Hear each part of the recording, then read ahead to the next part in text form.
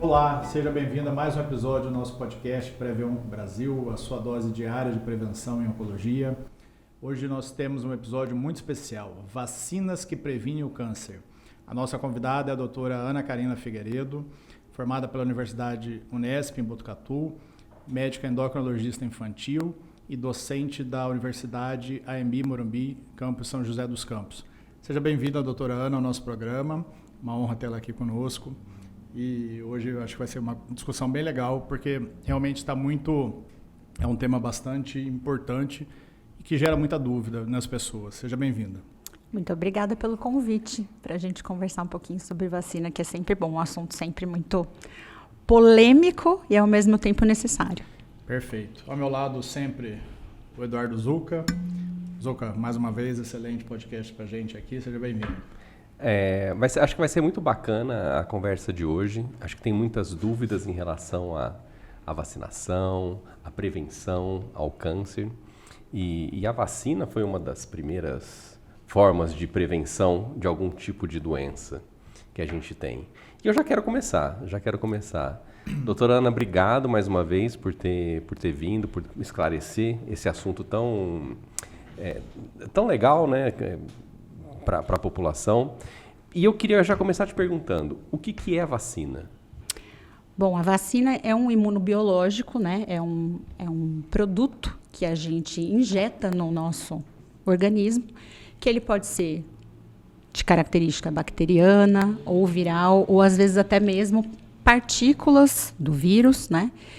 De forma que esses micro-organismos estejam mais dormentes, vamos dizer assim, eles não estão ativos na forma como estão, né, no meio ambiente. Ao entrar no nosso organismo, eles vão promover uma resposta imunológica contra aqueles micro-organismos. E essa resposta imunológica, normalmente, ela cria uma memória imunológica. Então, são imunobiológicos que estimulam o nosso sistema a produzir defesa contra vírus que, a princípio, eles nunca foram expostos, né? Então, a gente fica com aquela resposta imunológica guardada e, no momento que a gente entra em contato com o vírus real, que está ali funcionante, a gente consegue ter esses anticorpos e não adoecer gravemente, não vir a óbito. Então, ela nos protege contra vírus e bactérias que nos causam doença. Na pediatria, eu sou pediatra de formação, foi uma grande revolução a vacina, né? Antes e depois do início da vacinação em massa no Brasil, antes a gente tinha muita criança que morria de desidratação, né, com rotavírus e outras doenças que hoje em dia a gente nem vê, nem sabe que existe, né? Então, é um grande mecanismo e um poderoso mecanismo de prevenção na saúde pública. É interessante essa questão da vacina, existe começou em 1700 e alguma coisa com a varíola. É bem interessante a história da vacina, mas apesar disso, até hoje, causa dúvidas, preconceitos muitas vezes. A gente teve aí uma pandemia que teve recentemente do Covid, e quando você vê a história, não foi só nesse ponto, teve a questão de uma revolta da vacina, que já até teve no Brasil no começo do século passado. A gente vai conversar um pouquinho mais, mas de onde vem esse preconceito de vacinação? Na verdade, as pessoas elas acham, há uma parte das pessoas que acham que a gente deve ser exposta ao vírus mesmo, a gente deve adoecer, né? Era muito comum em pediatria, quando uma criança tinha catapora, a varicela, então botava todas as crianças juntas para todo mundo pegar, fazia a festa da catapora. E essas pessoas ainda existem, elas acham que a gente não deve ficar colocando no nosso organismo micro-organismos que são feitos em laboratório, porque a gente não sabe os riscos disso. Quando, na verdade, a vacinação já existe há muito tempo no Brasil, em larga escala. O Brasil é um dos países que mais vacina, né? Principalmente vacinação na rede pública. E a gente vê que, na verdade, tem essa galera que continua pensando assim e que é meio cética em relação ao estudo clínico e estudos clínicos observacionais e também de prevenção de doenças, né? E eu costumo dizer que eu acho que essas pessoas também elas não tiveram, né, familiares, né? Porque assim, o número de doenças vem diminuindo cada vez mais, infecto-contagiosas, que são as principais doenças protegidas pela vacina, né? E também tem aquela coisa de, ao mesmo tempo que na época da pandemia todo mundo clamava por uma vacina de forma rápida para que a pandemia acabasse logo, a gente tem, ao mesmo tempo, essas pessoas que ainda se recusam a vacinar os filhos, mas também se recusam a ir atrás de informação. Então, é difícil a gente saber o que se passa na cabeça dos pais, né? E depois a gente vai ver essas consequências depois, né? De não vacinar. Sim. Mas você quer continuar? Eu não sei o que você está pensando aí de pergunta. Eu acho que o assunto é super interessante. Doutora Ana, vacina da Covid causa câncer? Olha, não tem... Ou qualquer outro tipo Ou qualquer outro tipo de vacina. vacina. Na verdade, não tem nenhum estudo, né? Não tem nenhum estudo que correlacione vacina com câncer, muito menos vacina com qualquer outra coisa, né? Já teve história de vacina que causa autismo, vacina que... Na verdade, assim, o que acontece é que as pessoas confundem muito as manifestações que são causais e as manifestações que são temporais. Então, tudo que acontece depois da vacinação é imputado à própria vacina. Mas nem sempre a vacina foi a causa daquilo. Caso mais comum, vacina de gripe. Né? Geralmente as pessoas se vacinam de gripe na época do inverno. Na época do inverno, os vírus para a gripe estão circulantes, então é muito fácil você pegar gripe. E para você pegar a gripe, você precisa de 7 dias, pelo menos, ter incubado o vírus. Então, você toma a vacina de gripe, no dia seguinte você aparece gripado. Então, é a vacina da gripe. Então, na verdade, né, as pessoas confundem muito as causas e a relação temporal em relação à vacina. Mas não tem nada que correlacione a tomar a vacina com ter câncer. Maravilha, eu reafirmo aqui, a vacina do Covid ou nenhuma vacina causa câncer. Pelo contrário, nós vamos falar aqui das vacinas que protegem e previnem contra o câncer. Excelente, eu acho que esse é um grande caminho. E na sua opinião, das vacinas que protegem contra o câncer, né? Nós estamos trazendo uma pediatra aqui, porque tem a maioria das vacinas, né, são feitas durante a idade infantil. Logo ao nascimento, a gente já recebe alguma vacina que pode prevenir o câncer? Conta um pouquinho pra gente isso aí. No calendário vacinal da criança, a gente tem 2 vacinas que protegem potencialmente contra o câncer, né? A primeira vacina que a criança recebe, que é com 12 horas de vida, que é de hepatite B. 12 horas de vida? Nas primeiras 12 horas de vida, todas as crianças nascidas em maternidades no Brasil recebem a vacina de hepatite B, contra o vírus da hepatite B. E a gente sabe que a hepatite B é um fator de risco para hepatocarcinoma, que é o câncer do fígado. E a segunda vacina, que também protege contra o câncer do calendário vacinal, é a vacina contra o HPV, que é feita na época da adolescência, né, a partir dos 9 anos de idade, que previne contra vários tipos de câncer, né? Previne contra câncer de colo de útero, câncer de cabeça e pescoço, cânceres da região anal, pênis, vulva. Então, eu sempre digo para as pessoas, que antes ninguém falava que a vacina de hepatite B protegia contra o câncer. As pessoas tomavam para se proteger de hepatite B. Mas, na verdade, esse equívoco ficou em relação à vacina do HPV, né? Acaba que as pessoas só ficam falando não, ela previne contra o câncer. A gente tem 2, né? Então, a gente está prevenindo as nossas crianças de câncer desde as primeiras horas de vida. E é uma proteção que é eficaz, né? Excelente. Nós vamos falar bastante nesse assunto. Mas você quer dar um panorama do que é ou não? Você quer eu queria só voltar um pouquinho. Eu não estou entendendo muito essa história de vacina, prevenção e câncer. A vacina protege contra o desenvolvimento de uma doença causada por um vírus.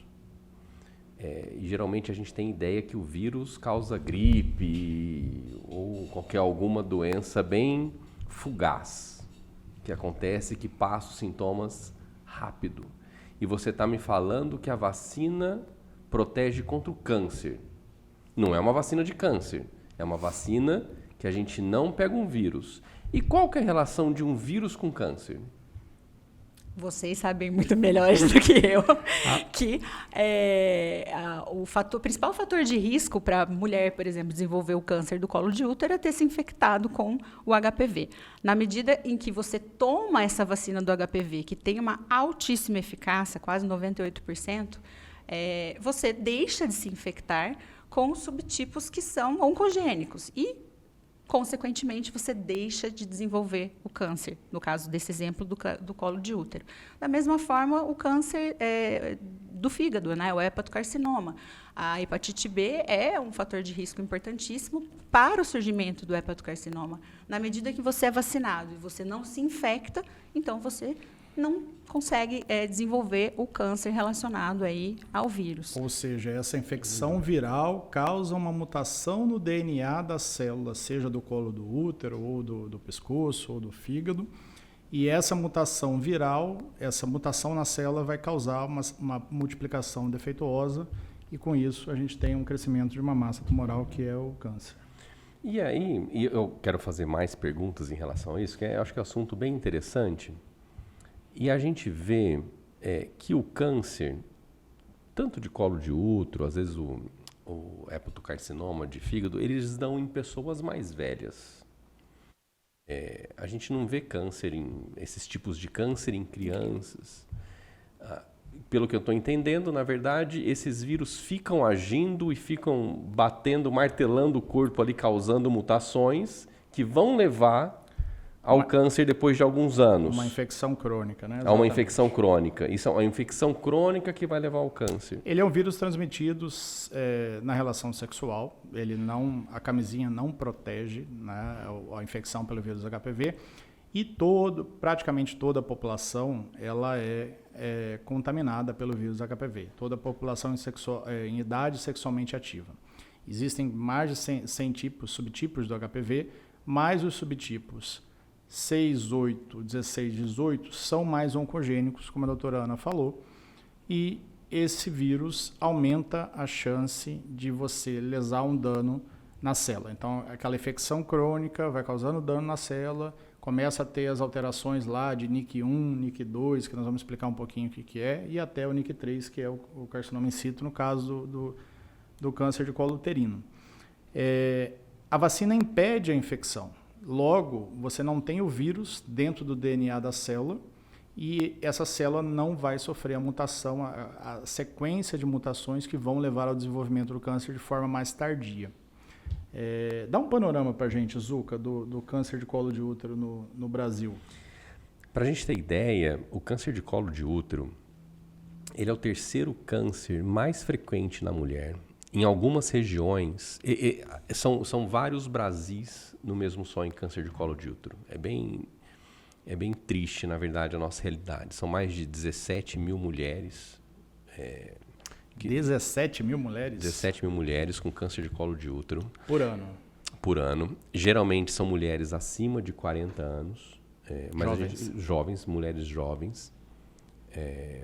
E que elas...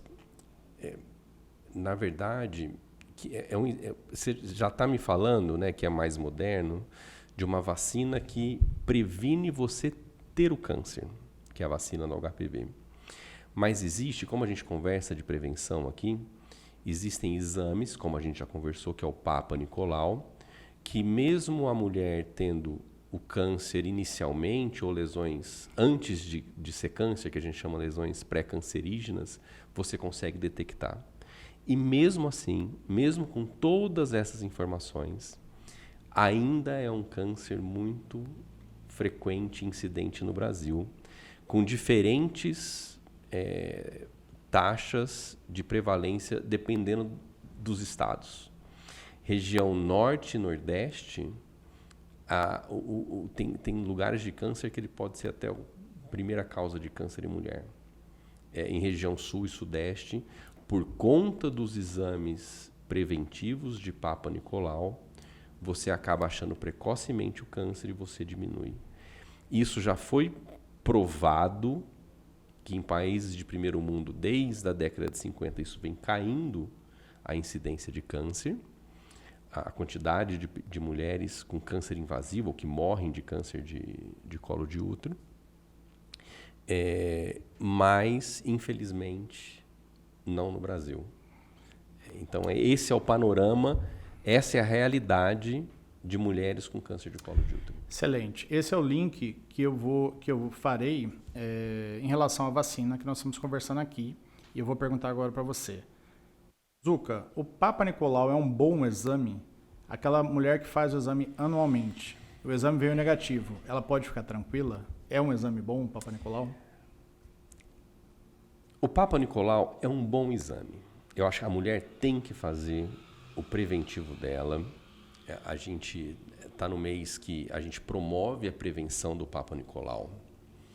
Mulheres, pelo Ministério da Saúde, mulheres acima de 25 anos devem fazer o Papa Nicolau. Existem outros tipos de testes que não o Papa Nicolau, mas o mais difundido é ele. Como todo exame, ele não é 100% sensível e específico, ou seja, ele não é 100% garantia de que aquele exame está ok. Você está me dizendo que, então, existem casos de falso positivos, falso negativos? Existem casos, depende muito de técnica, de como ele é avaliado, do técnico que avalia, do treinamento que é avaliado, porque muitas vezes também são feitos por pessoas e pode existir erro. Então, existe uma porcentagem de que mesmo você tendo alguma alteração, aquele exame seu deu negativo, mesmo você tendo uma alteração real. E isso a gente chama de falso negativo. Qual a média dessa porcentagem? Ela varia, ela tem uma variação, mas ela pode variar aí de 15% a 25% mais ou menos. Okay. Isso é um problema técnico, né? Esse é um problema público que é discutido na área de saúde. Isso é um problema. Como todo exame, não só como, o Papa como Nicolau. todo exame, não como o Papa Nicolau. O Papa Nicolau tem as suas deficiências, mas mesmo assim, reforço, é importante manter o rastreamento. Não é porque é um exame que dá falso negativo que se deve abandonar o exame. Não tenho dúvida nenhuma que deve manter o rastreamento. É que a doutora Ana falou aqui no começo que a taxa de sucesso da vacinação é quase de 98% de conversão de sorologia, né? Então, para a população entender como vacinar é importante, nós temos um método que não é o único, que é o Papa Nicolau, que tem um número considerável de falsos negativos, mas deve ser feito anualmente nas mulheres. E nós temos uma vacina, né, que impede a mulher, a mulher jovem, né, em início da atividade sexual, a contrair a infecção pelo vírus. O vírus responsável exatamente pela alteração na célula que vai causar o câncer. E ele consegue impedir essa infecção em quase 98% dos casos. Então, assim, é uma excelente vacina. É uma excelente vacina, não tem nem o que pensar. Não tem, e assim, ela tem na rede pública. Tem na rede pública, disponível para meninos e meninas a partir dos 9 anos até os 14 anos.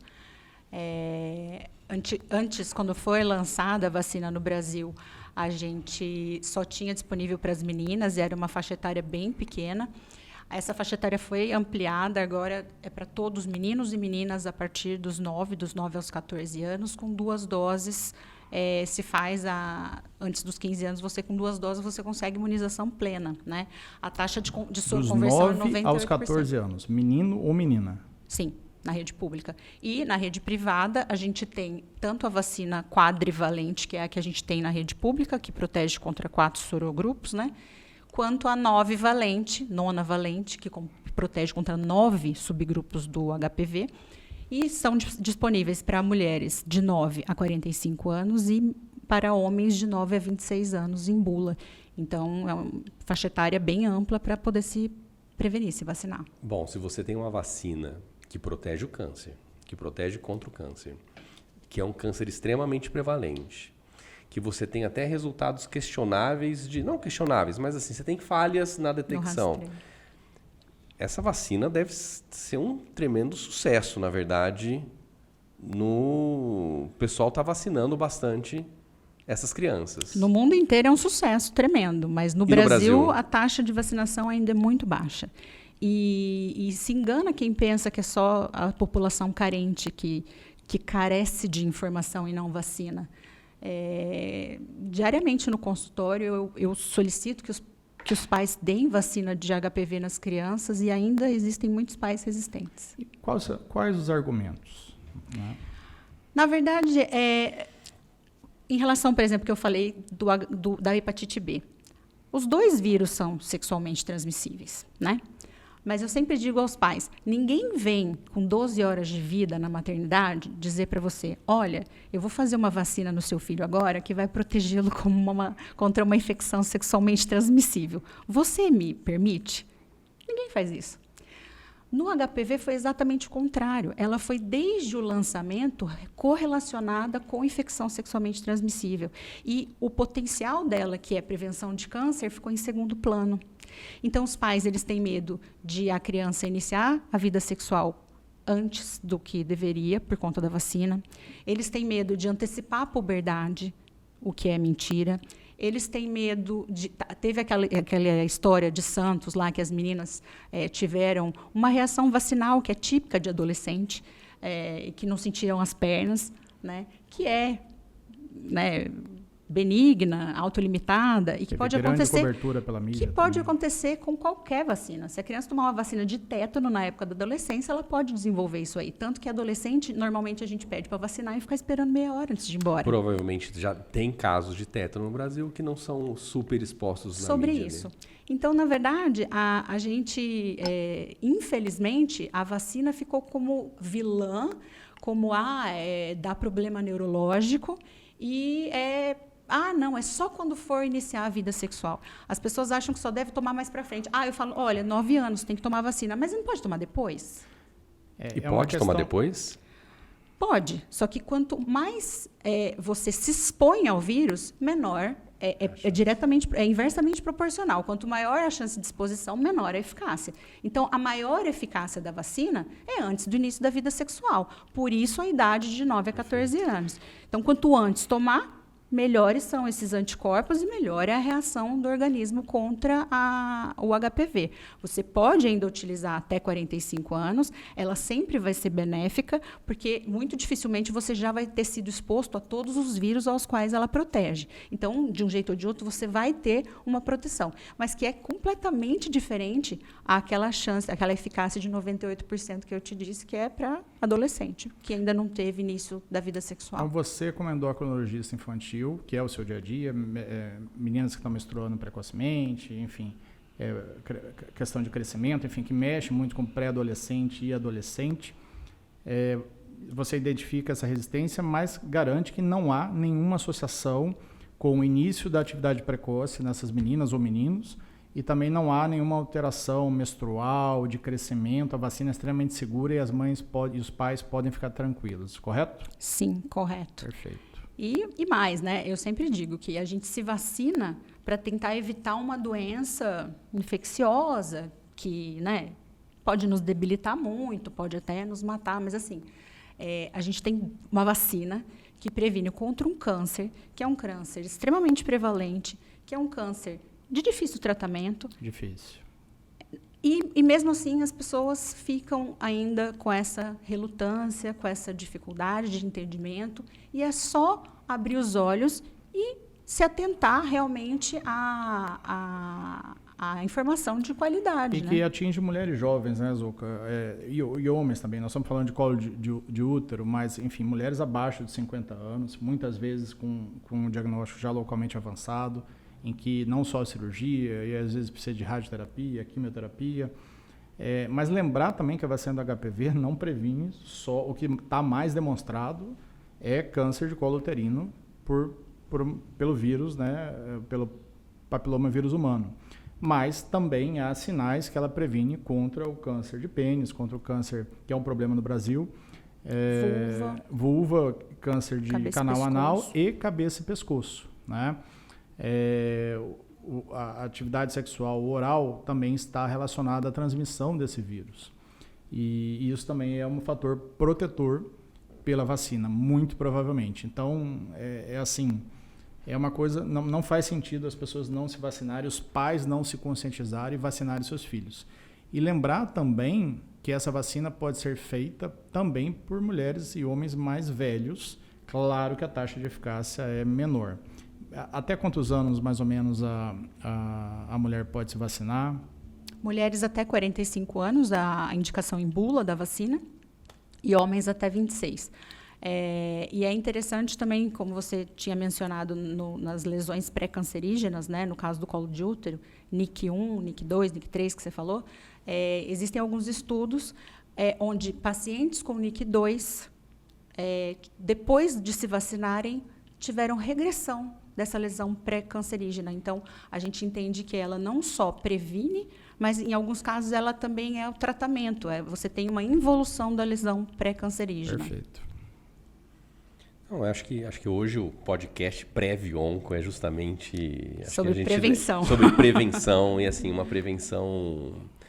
Acho que uma prevenção ativa, né? Que depende de informação. E de uma atitude. E assim, a gente está para levar informação de qualidade para os nossos ouvintes, para quem escuta a gente, e para a gente ver que como uma informação de não qualidade ou uma desinformação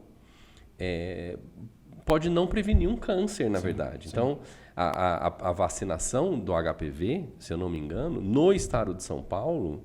Ela é muito baixa, na verdade. Para atingir o público-alvo. Não chega a 50%. Ela é muito baixa. Ela é muito baixa. Então, acho que não, é uma das coisas mais incabíveis que eu acho que isso que pode acontecer. Igual você estava falando, ninguém questiona a vacinação de hepatite B. Ninguém questiona. Que é pro mesmo motivo. Claro que câncer de fígado ele é menos prevalente do que o câncer de cólon. É muito mais raro. Então... Mas é que o início do preconceito é o fato de ser ligado a uma doença sexualmente transmissível, uma infecção sexualmente transmissível. E que no caso da hepatite B também e ninguém fala sobre isso. Como a gente vem conversando, né, de prevenção em onco por conta de mercado de trabalho, e vão ser justamente essas mulheres que vão ter câncer, às vezes no seu... plenamente ativas. Na idade economicamente ativa. Na idade economicamente ativa. Então, a conscientização, né, da mulher e do pai, né, enfim, da família em si, se conscientizar que é importante vacinar os filhos, é fundamental, porque a taxa de soroconversão, como a doutora Ana disse, é altíssima, 98%, e reduz o risco de desenvolver o câncer em 88% dos casos, quando a vacina é feita na idade recomendada, que é dos 9 aos 14 anos. E o outro ponto é que também as mulheres que não fizeram a vacinação porque não estavam na idade, já iniciaram a atividade sexual, podem se vacinar até os 45 anos. O ideal, a Sociedade Brasileira de Oncologia fala em 26 anos. Essa taxa de redução de conversão já cai bastante, né, para a prevenção do câncer, mas ainda... num cenário em que está sobrando vacina, é uma possibilidade também, excelente. Eu acho, para ser... Uma conscientização. Uma conscientização, para ser discutida caso a caso. Inclusive, Zucca, tem vacina para tratar câncer ultimamente? Como que é a importância da vacina em oncologia? Vamos entender isso aí. Você sabe que a doutora Ana Karina, ela estava falando de prevenções de micro-organismos, de vírus, bactérias... de organismos vivos. E a gente sabe que o câncer, ele é uma doença que ele nasce dentro da gente por mutações, são nossas células.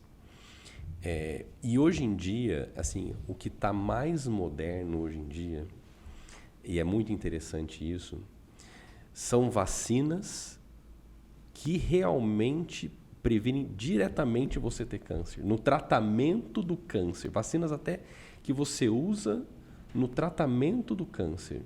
Existem vários tipos. É uma área bem interessante, desde você pegar um pedaço de câncer do paciente, avaliar esse pedaço de câncer, analisar, expor, que a gente chama de antígenos, contra esse câncer para você também estimular o sistema imunológico a combater o câncer que você tem. Existe isso. Isso não é futuro. Isso é presente. Isso é o que já está acontecendo. Existe, inclusive, vacinas desse tipo já aprovados para certos tipos de câncer nos Estados Unidos. Que geralmente contra câncer de pele, que é um câncer, a gente chama de melanoma, que é um câncer raro de pele, que é menos que 5% do casos de câncer de pele, mas é um câncer extremamente agressivo. Mas é isso também que a oncologia ela está se direcionando para esse tipo de vacina. Excelente, né? Que é a tecnologia das vacinas de Covid, né? De RNA mensageiro e, enfim, vetor viral. E isso vai tomar um caminho, não tenho dúvida, que nós vamos chegar aí em vacinas específicas por uma prevenção de uma doença direta. A gente vai começar a editar o DNA, enfim, já está fazendo isso, né? E essas tecnologias elas vão vir para ficar e para melhorar ainda mais a personalização da prevenção em oncologia, né? Cada vez mais, e vacina é um ponto fundamental, porque ela continuará fazendo parte desse processo de prevenção. Excelente, muito bom mesmo. Doutora Ana, suas considerações finais aqui em relação à vacinação e também deixar aí suas redes sociais para quem quiser escutar mais sobre tudo que você fala, endocrinologia infantil, etc.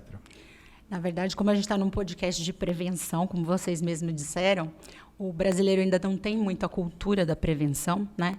E talvez por isso as vacinas elas são acometidas pelo próprio bem feito que elas fazem, né? Elas previnem tanto, as doenças deixam de acontecer e você esquece que elas existem, talvez você esqueça da importância delas também, né? E chamar, então, os pais a vacinarem seus filhos, né? A gente, como você disse, o câncer do colo de útero é uma doença de mulher jovem, economicamente ativa, só que você tem que prevenir lá na infância. É com 9 anos que você tem que pensar no futuro dos seus filhos, né? Então, vamos tentar aumentar essa cobertura vacinal. É uma judiação ter esse monte de vacina disponível de forma gratuita e a gente não conseguir aumentar as taxas de soroconversão e de prevenção do HPV, né? Então, muito obrigada mais uma vez pelo convite.